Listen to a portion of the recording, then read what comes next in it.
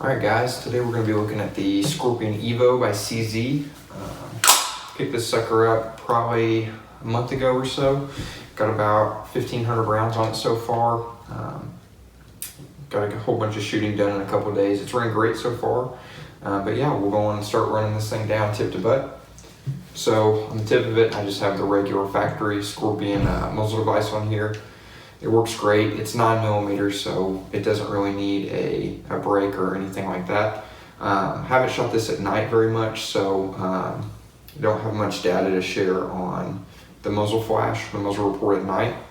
But other than that, it does a great job during the day. So moving on back, I kept the stock CZ handguard for it, just the quad rail system. I have bigger hands, so I didn't have an issue with it. I kind of like the natural angle it has at the front. I get my thumb over the bore on it. Feels good for me. You can change it up if you want. Just have a Magpul AFG on here because again, this is a pistol. Thank you, ATF. Just have some Magpul rail covers on here, nothing too fancy. Going into the first upgrade I did, so I ended up getting the HB Industries extended charging handle. I am left-handed, so one of the cool things about the Scorpion is you can run a charging handle on both sides of the gun. So I have my right side factory charging handle, and on the left side, or for lefties, I have the HB Industries extended charging handle. So cool thing there, I like that a lot. You're able to manipulate the weapon left and right-handed at the same time. So good on CZ for that. It does have an interesting manual of arms. If you're used to HK MP5 style reloading, you are able to do that on the Scorpion. So you can bring the charging handle back, flip it up like I've done there. And to close the bolt, just give it a little HK slap, pretty cool there. But this weapon also does have a bolt stop right here on this side of the weapon. And again, I have larger hands, so it's easier for me to manipulate this being a lefty than a righty. And it does hold open the bolt on an empty magazine, so great stuff there. Gun doesn't go click. So I like that a lot. But moving on back, I just have the factory iron sights. These are great, made out of steel. I like them a lot. They're not going anywhere anytime soon. So, and they're low profile enough I can actually look underneath the Holosun mount and still see my irons through there. So I like that a lot. Moving on back a little bit farther, I have a Holosun 403 Bravo on here. Cheap old Holosun, great optic, love it so much. I'm getting a couple more for some other rifles. This has the shake awake features on it. I might end up doing a review on this at a later date, but yeah, it's a rock solid optic, love it a lot, no complaints there. So moving on back on the gun, we'll get into some of the internals I've done. So I got the HB Industries trigger weight reduction kit. So it's just 2 springs, it's like $3. It lowers the trigger weight down from about a factory 11-pound trigger pull to a solid 4.5, 5-pound trigger pull. So it'll be more familiar to your AR shooters.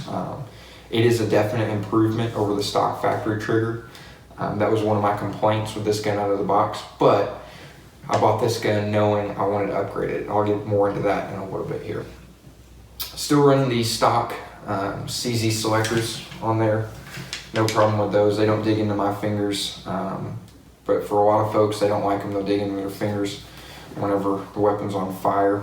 It digs into their trigger finger here.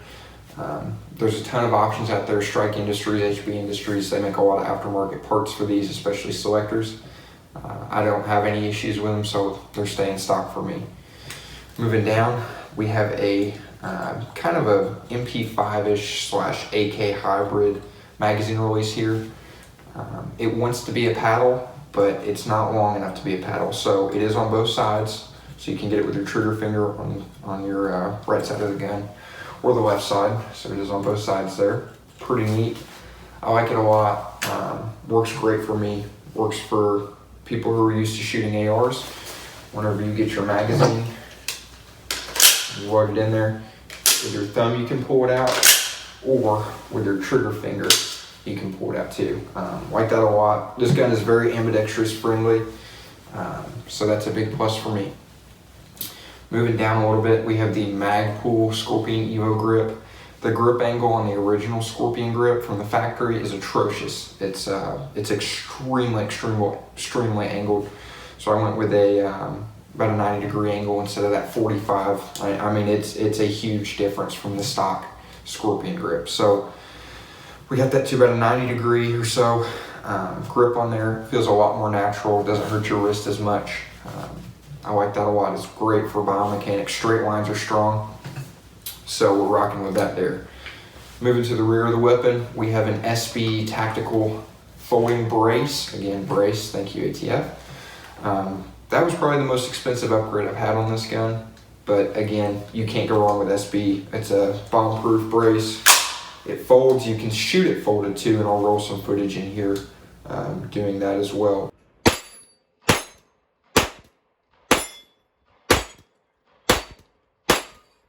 Love this brace, super solid, real tough rubber, and then a metal bracket on the back too, so there's no wobble in that whatsoever. So, going over the Scorpion, again, when I bought this firearm, I knew I was going to do some modification to it. And looking at other PCCs on the market, this is a budget PCC. Now, when you buy a Scorpion, know that it's not going to be up to standards with your B&Ts and all that stuff. But for $900, which is what I picked this up for, I put about, let's say, about $150, $200 worth of upgrades on this. I love this gun. This is great. And I've shot the APC 9s and some other B&T products. I've shot some MPXs. I'm very satisfied with this. This is about a $1,200 build with everything on here. No complaints whatsoever. So know that when you get a Scorpion, it is a very, very, very cheap gun to upgrade. The aftermarket parts are extremely cheap. Again, HB Industries, they make handguards for $50. That you're not going to find that on ARs or AKs or anything like that for aftermarket parts. So if you want to get a gun and really make it your own, because there are a lot of options with the Scorpion, I would look into it for sure. It's a fairly easy gun to modify too. Had a little bit of issue getting the trigger weight reduction spring kit in there, but that's because I didn't have a vise at the time. So if you have the right tools, just about anybody who can work on ARs can work on this gun for sure. So going into more shooter's perspective things. So as far as felt recoil, that's one of the biggest arguments for this, because this is a direct blowback gun, which means the bolt is very heavy. It just directly goes back on a spring and goes forward. So there's no gas system or anything on this. It's literally the inertia of the round exiting the barrel that cycles this pistol. They're extremely reliable. A lot of people say that the recoil is terrible. You'll hear it's as bad as a 5.56. That's not true at all. I was pleasantly surprised with this firearm whenever I shot it. Able to get really fast follow-up shots on it. And now I'm comparing it to some of the more modernized, more expensive PCCs. Compared to an MP5, yes, an MP5 is going to be a softer recoiling gun because it is a roller delayed system opposed to direct blowback. But in saying that, the difference is minimal. It's not a big deal whatsoever. The recoil is not tremendously worse. But for shooting a 9mm, this does have the most recoil out of most PCCs I've shot. The AKV is on par with this as far as recoil impulse. But again, they're not bad at all. It's a 9mm and you're shoulder firing. Well, you're using your brace to fire the weapon. So it's not terrible at all. So if you're worried about recoil impulses with it, don't. It's fine. And that's originally what I was looking at getting, a PTR K, so an MP5 clone K or the Scorpion. And when it came down to it, this was so much cheaper. I went with the Scorpion, and I'm very, very pleased with that too. As far as anything else on the gun, I haven't found many gripes on it. Only thing I found is whenever I do get my grip, sometimes my thumb will venture a little bit too far forward to the muzzle, and I'll get reminded to pull it back. That's just a me thing. That's not the gun's fault or anything like that.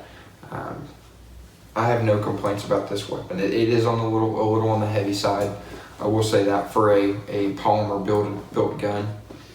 But other than that, I'm very, very pleased with this firearm. I'll continue to shoot it. If I have any negative updates or anything, I'll definitely make sure to update this video. But as of now, the Scorpion is definitely one of the favorites in the armory.